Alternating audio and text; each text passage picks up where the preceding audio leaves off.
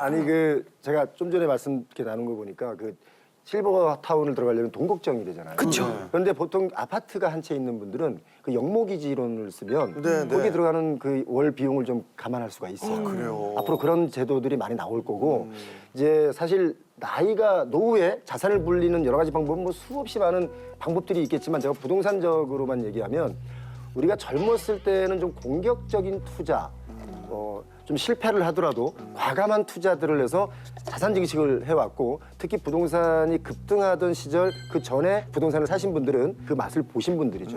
그분들은 이미 부자가 돼 있다고 볼 수 있는데 나이가 들어서 자산 증식을 하는 것은 상당히 어려운 일입니다.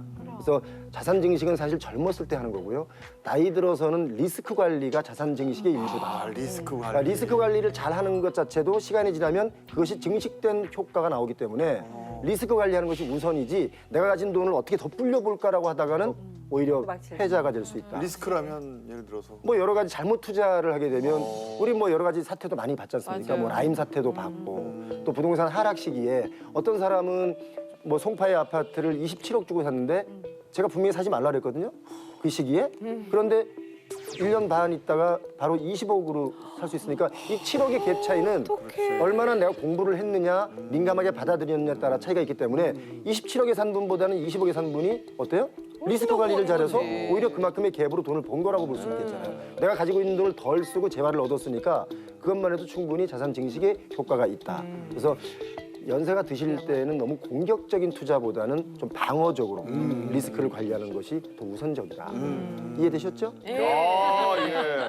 그러니까 나이 들어서는 부동산 투자 이런 거는 안 하는 게 아니요. 나이 들어서 부동산 투자를 안 한다 하지 마라가 아니라 이제 우리가 사실 6070 특히 우리 이만영 선배님을 보면 부동산을 꽤 보유하고 오랫동안 나는 네.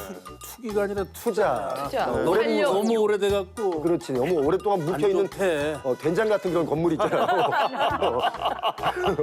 그래서 뭔가 부동산이 급등하던 그때는 인구와 소득 수준 경제 성장률이 다 받쳐줬기 때문에 이게 부동산이 급등했단 말이에요. 그럼 그 전에 보유하고 있던 사람들은 자산 가치가 늘은 거예요. 근데 사실 알고 보면 인플레이션 시대에 자산 가치가 늘었다기보다는 돈의 가치가 하락했잖아요. 그러니까 부동산을 사라 사지 마라가 아니라 이제 불패 시대가 끝났다.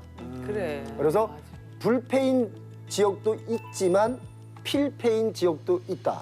그래서 내가 선택을 잘못해서 만약 필패 지역에 투자를 했다가는 오히려 노후가 이자 갖고 뭐 하느라고 더 힘들어질 겨우 수 있는 모아놓은 거고 자산을.